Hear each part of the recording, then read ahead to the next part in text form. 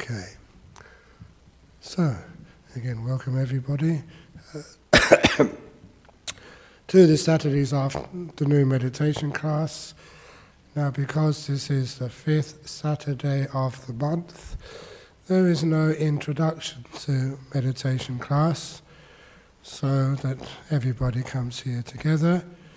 And it does mean that some of you may feel that the 45-minute meditation, which is going to happen once the intro is finished, the 45-minute meditation is a little bit much for you. So what you can do always, if you're not used to meditating so long, is actually to sit in a quiet place, and after about 20 minutes you can actually even very quietly get up just to stretch your legs and then come and sit down again, so you can have another peaceful 20 minutes. And see if you can do that without disturbing anybody. If a person is truly aware, mindful and careful, it's very easy to come and go without anyone noticing a thing. There was a Malaysian couple here, nothing to do with Chinese Malaysian Buddhists, but they were at home watching a movie. It must have been a very good movie, because once the movie had finished, they got up, one to go to the toilet, the other one to get a cup of tea. And when they did that, they found to their great surprise that a burglar had been in their house and stolen many things, even from right behind the sofa where they were sitting. That cheeky burglar had been able to come in and steal from right behind them and go out the house again afterwards. And I said, if burglars can come in and go out without disturbing anybody, surely meditators can do better. But unfortunately, embarrassing to say, that they don't. Bang the doors, they shuffle, they move this and move that. So you can if you really want to. So out of kindness to everybody, if you after 20 minutes you need to move, to adjust, please do it with mindfulness, really aware, and try not to make any noise to disturb others. And that means anyone from the introduction classes who coming here expecting to have a not such a long meditation, you find it doesn't disturb you as much. And in fact, sometimes just a little bit of motivation, inspiration, it's amazing what you can do.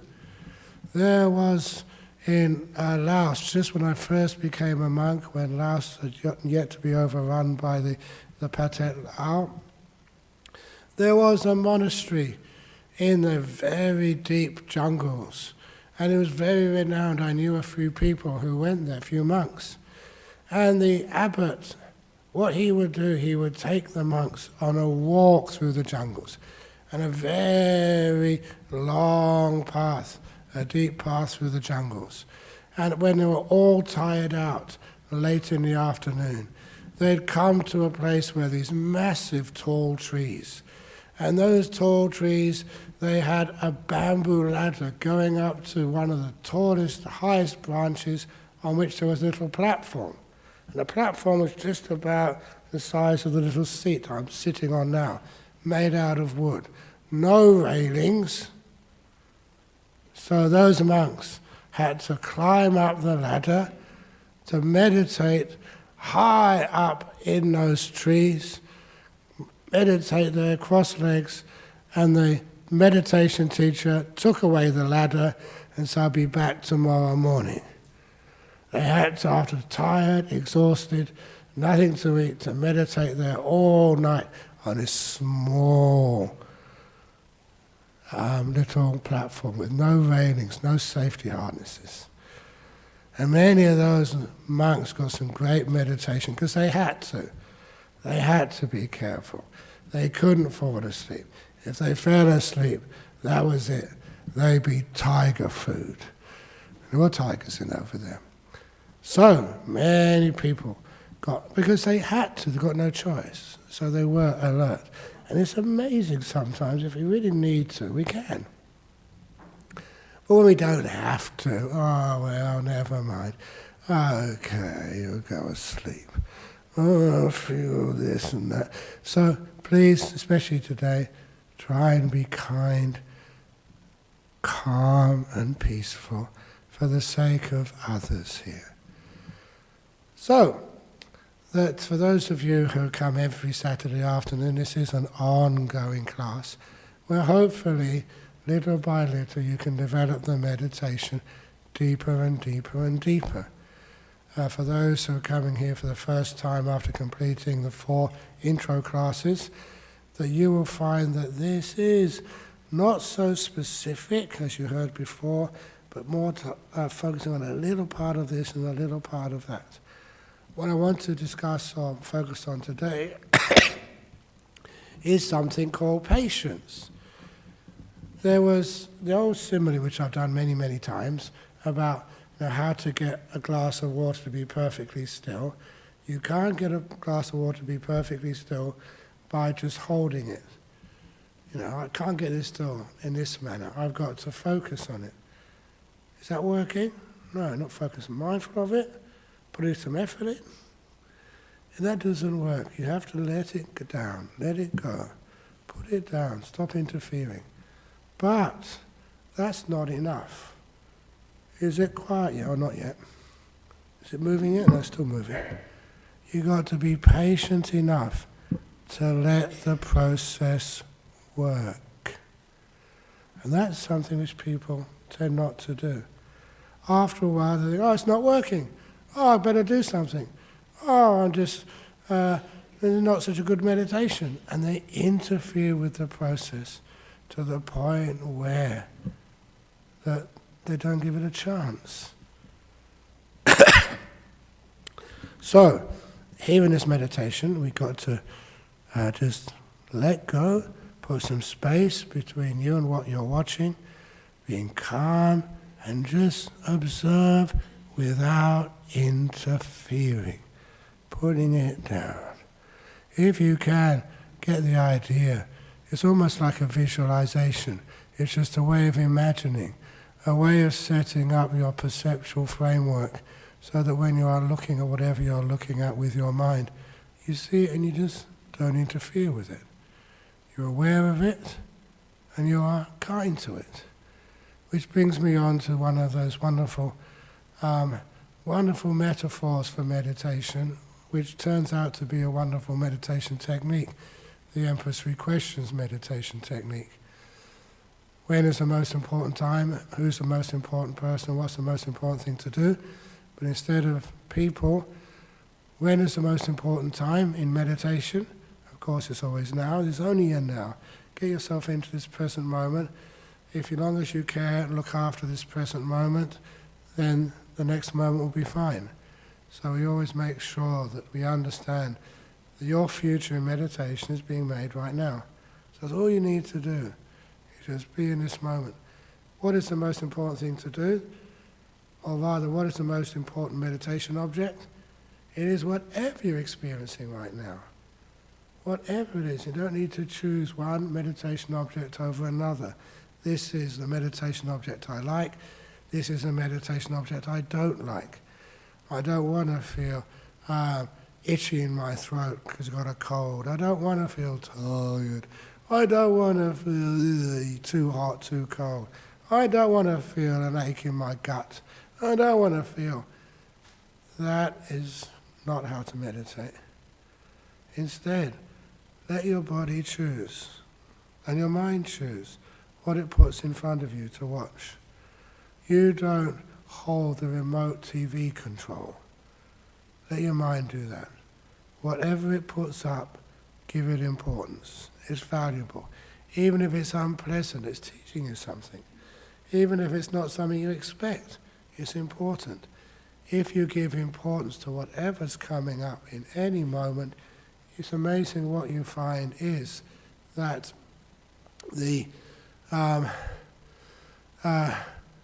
you always learn something. It may be just not what you expect, but it means you can always meditate. Even when people complain about their mind wandering here and wandering there, does it really wander anywhere? Or is that just another way of looking at things. I mention that because when I go travelling, teaching overseas, people actually say, well, just you travel too much, Ajahn Brahm. So I don't travel at all. I just sit down in the plane, in the aircraft, and the aircraft does the moving. I just sit there, still. You can understand what this idea of travelling is. Does the mind wander off? What happens? Imagine if your mind wandered and you went with it. You held it, not with force, but just gently held its hand and followed it whichever way it wanted to go.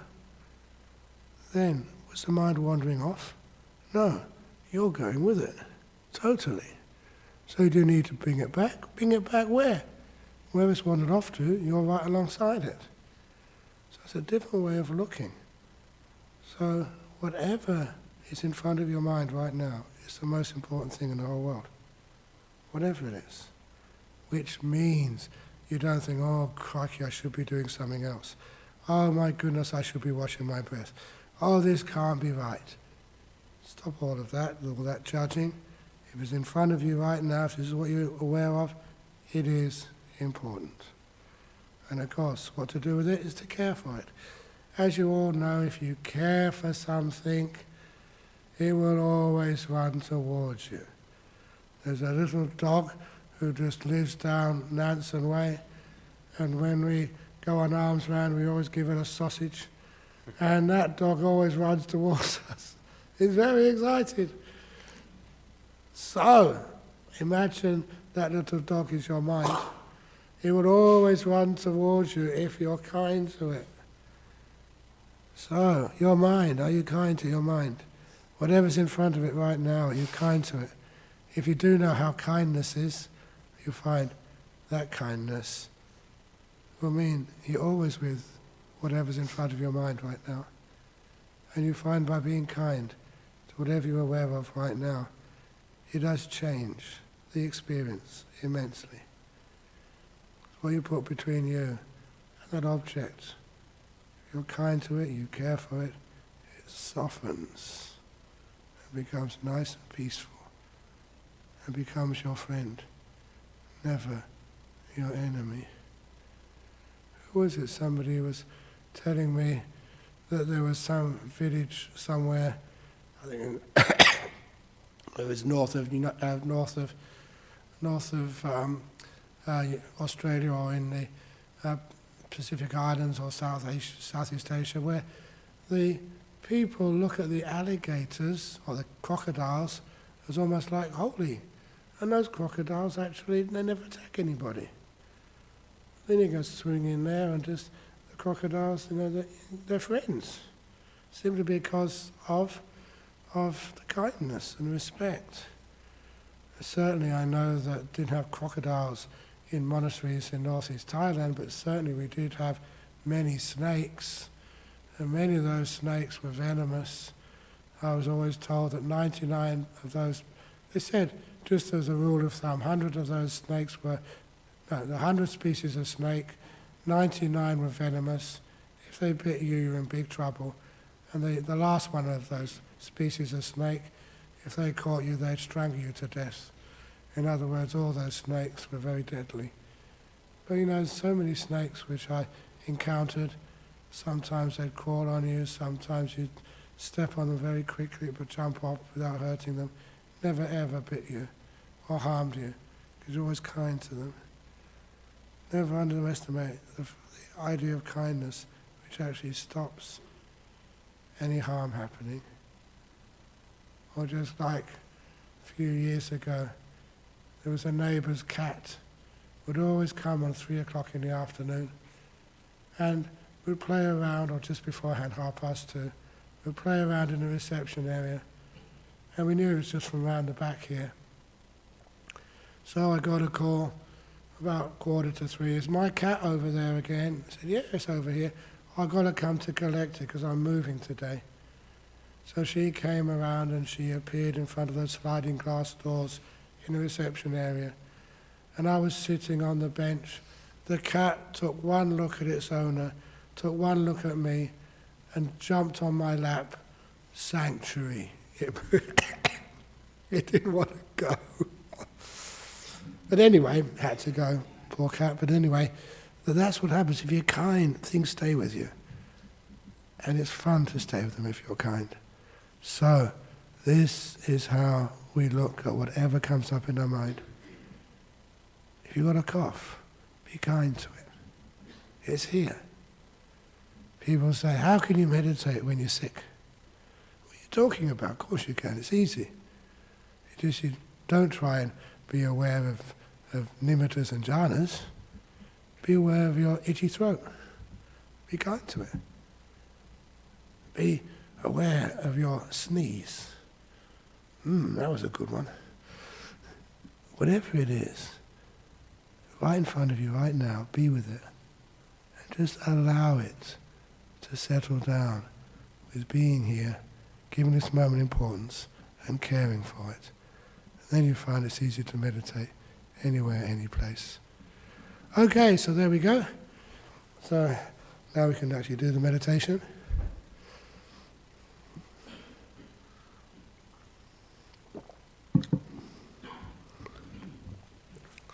So usually on a Saturday afternoon, if I'm sitting on this seat, I usually have 15 minutes of guiding meditation, maybe 20, and then I'm quiet until the end of the meditation.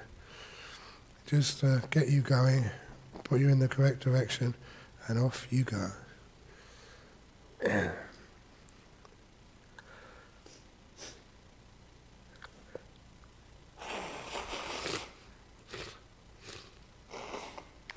a good idea.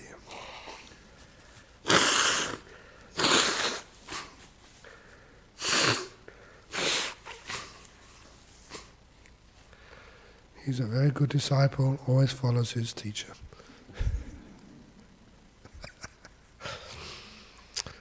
So, closing eyes, feeling your body.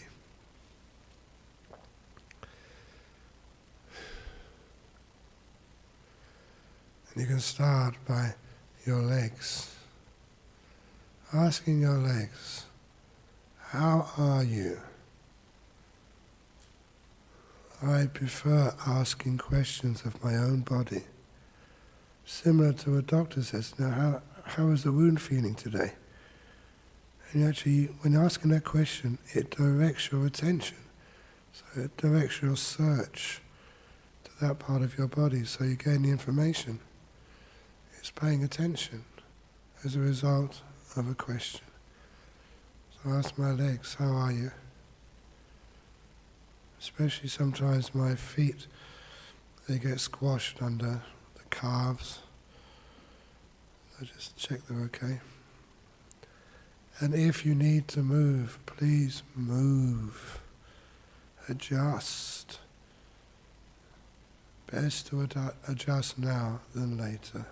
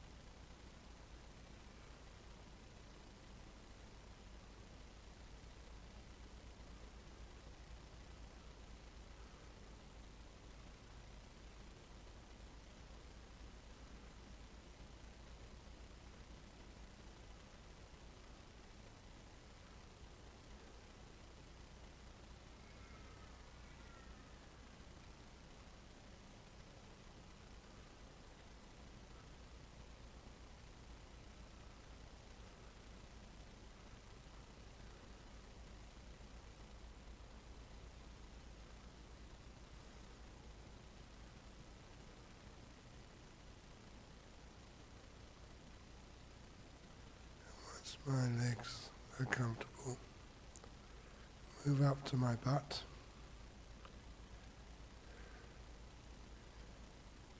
Making sure that that is relaxed, comfortable. Fidget now rather than later. And also, there is no magic posture which suits everybody at every time.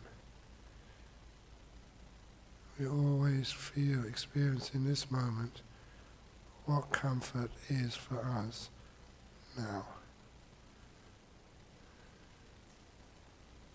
Generalizations just do not work. Once my butt is comfortable, move up to my back. Stretch it. You don't have to follow me, but a good stretch at this time just brings awareness to my back. At the same time, a very pleasant feeling. A good stretch, releasing those endorphins. And then I relax it. Because I'm aware of the feelings in my back, that's all, just the back, nowhere else. I can soon get to know and understand how my back works. And if there is a tension there, I try and find out how to loosen that tension. Maybe lean back on the chair, or maybe lean forward. Stretch the back, slump the back, until you find the optimum position.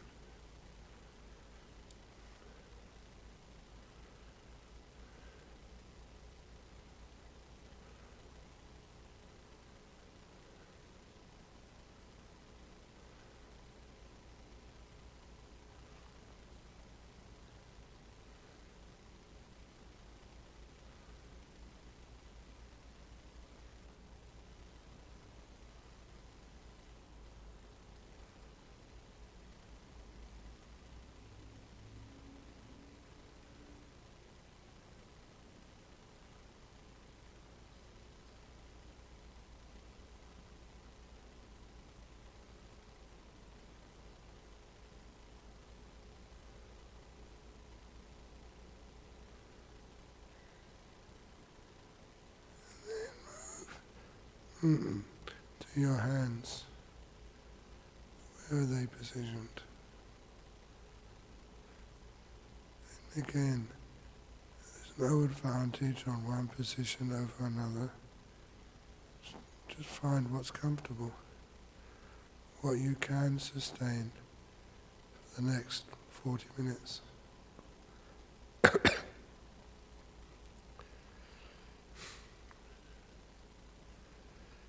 From your hands, move up the arms to your shoulders. Always single out shoulders because they do hold much tension. Imagine them like being stretched, those muscles being pulled apart. It's called stress. Imagine letting go of both ends of those muscles. If you can visualize that, not perfectly, but good enough, you may find the real muscles also relax.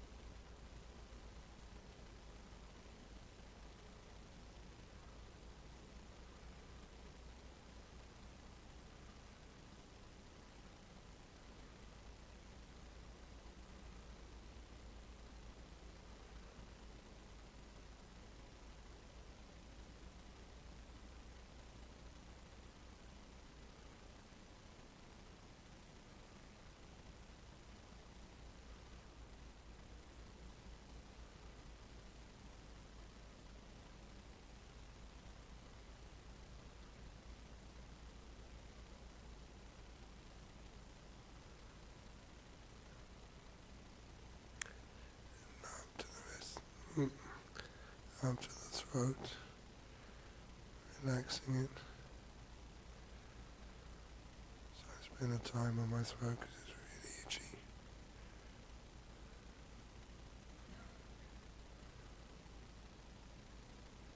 Just being with it, caring for it, relaxes it.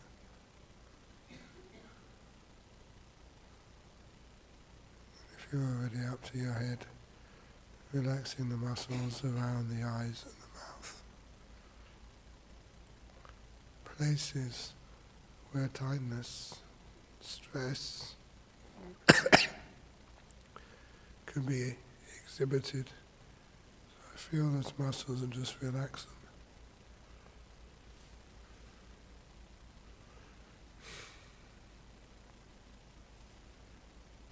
And today just relaxing my sinuses.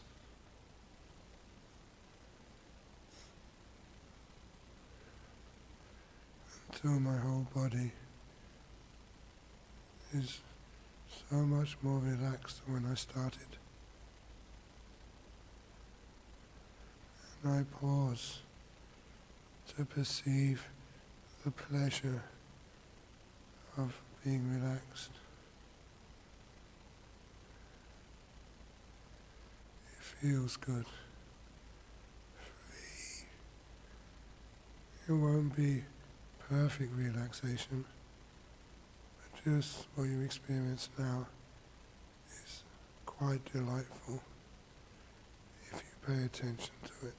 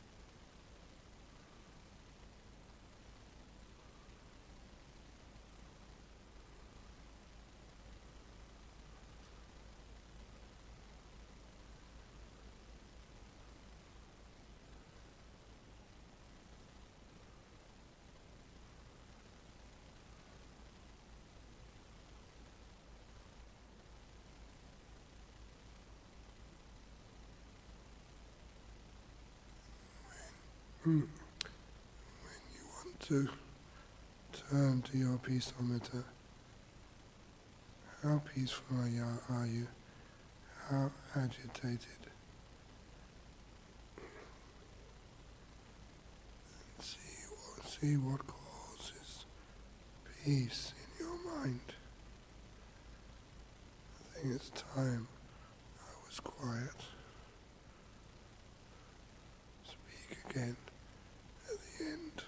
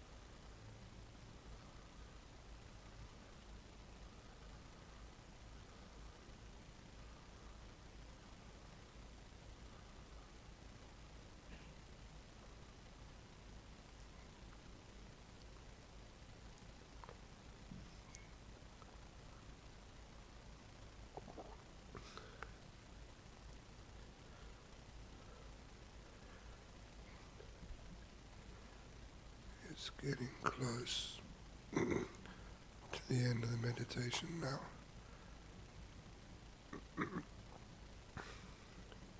How do you feel? How peaceful are you?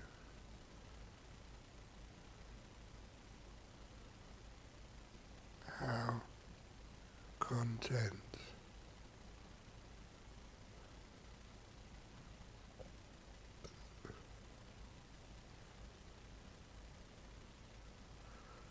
I will now ring the gong 3 times to end the meditation.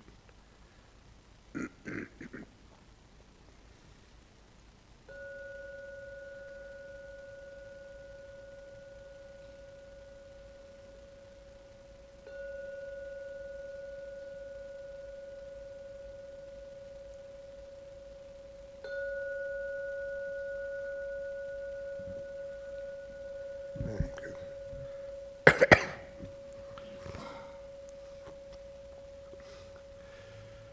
Very good. So if you'd like to relax now, and at the end of this meditation class on a Saturday afternoon, which is streamed live to many countries, and today we have 2 questions, one from Uruguay, the other one from Germany. The first is about the deeper stages of meditation. How to overcome the fear of losing the me, the will, in deep meditation. So what happens in deep meditation? That you're getting very calm and the body relaxes and at peace. You have a lot of delight. The delight is an important part to develop if you wish to get the deep meditation. You just end up watching your breathing. It's so beautiful watching this breath go in, go out, until it's just like sometimes, it's not a best simile, but if you're watching the TV and it's a beautiful piece of music or a beautiful sunset, sometimes you just lose the feeling of the body because something delightful takes over. And that's all you're really focusing on. You get drawn in to the beauty.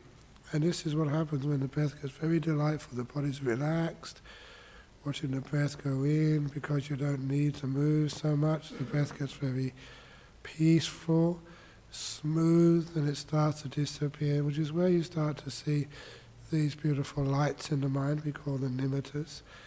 Now, first of all, that in order for these to really develop, you have to let go, which means not being in control.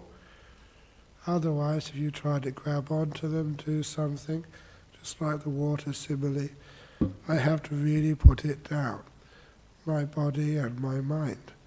Let it go.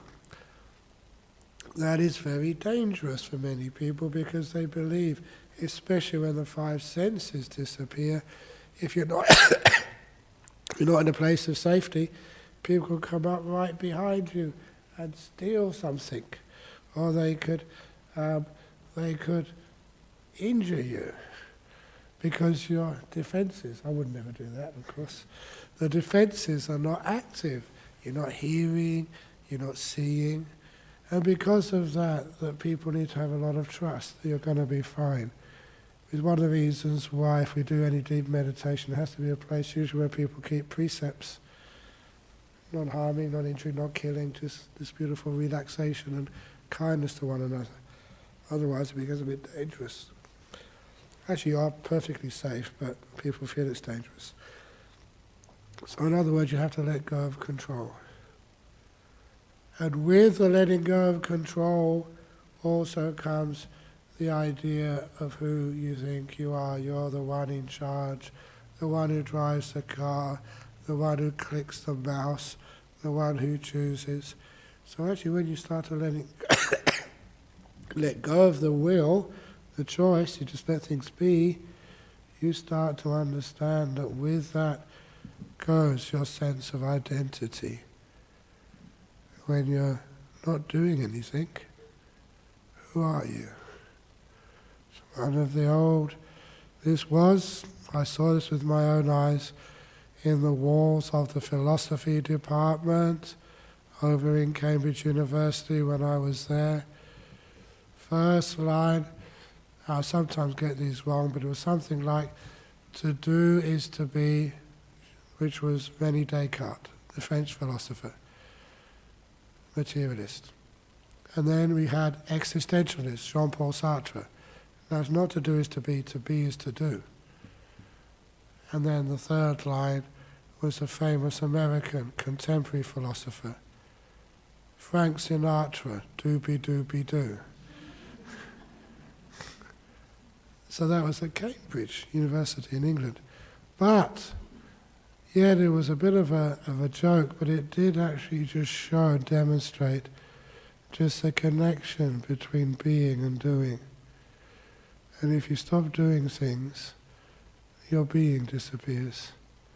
And to be still, not to do things, you have to just pull yourself aside for a while. Stop driving the car. And then it stops. So how do you overcome the fear of losing that? It's just too much fun. After you get into these deep meditations, you get to the point of just so joyful, so much pleasure, so much bliss and ecstasy, that what the heck, I'm going for it. Even though it's a bit scary, it's just the pleasure, the joy takes you over that. And it's, after a while, you find it's not scary at all. I often say in retreats, the only thing you're in danger of losing, if you get into the deep meditations, is your hair.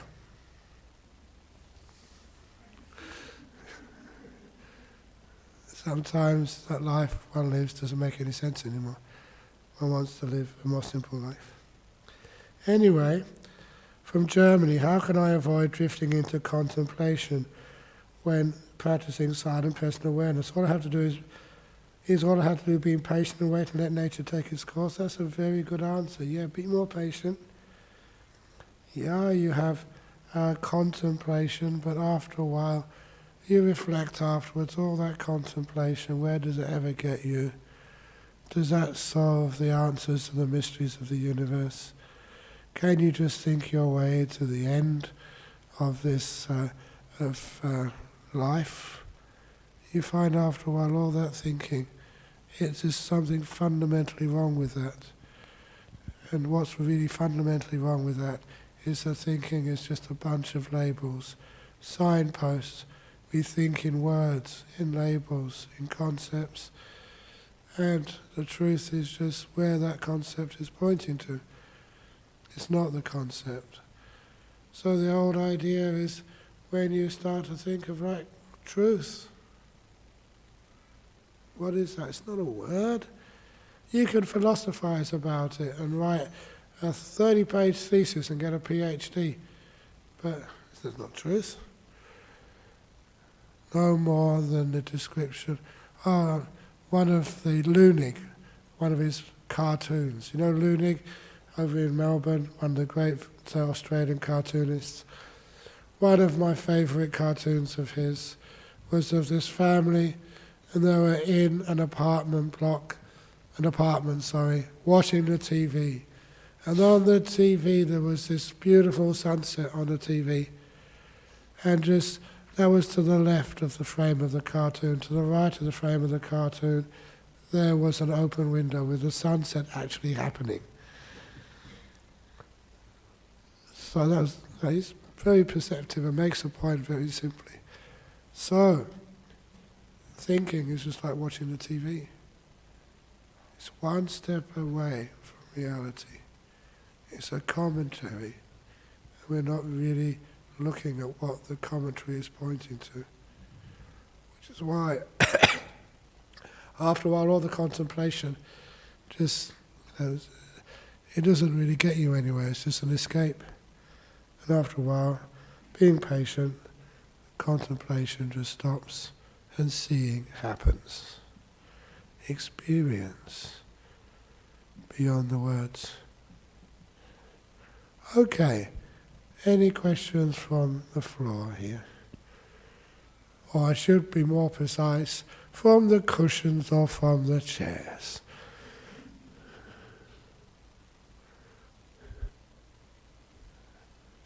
Going. Okay, hopefully not finished yet. It's about being patient. So it's nice being able just to be here and not controlling the meditation, which means you disappear and you get more peaceful in the deep meditations. And don't be afraid, it's perfectly safe.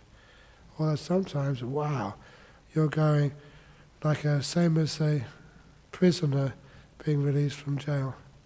It's pretty scary if you've been in jail for 40 years. But imagine what it must be like, 40 years in jail, and the doors of jail are open, you can go out now. Maybe not. I'm happier here, in jail. But then little by little, you're afraid, but you feel it's much more wonderful outside. Even your identity changes. You haven't got a number anymore. You haven't got a cell. But you're free. And anyway, it's nice not being anybody. The old saying, nobody's perfect. Are you somebody? If you're a nobody, then you are perfect. Okay, let's pay respect to Buddha Dhamma Sangha, then we can go.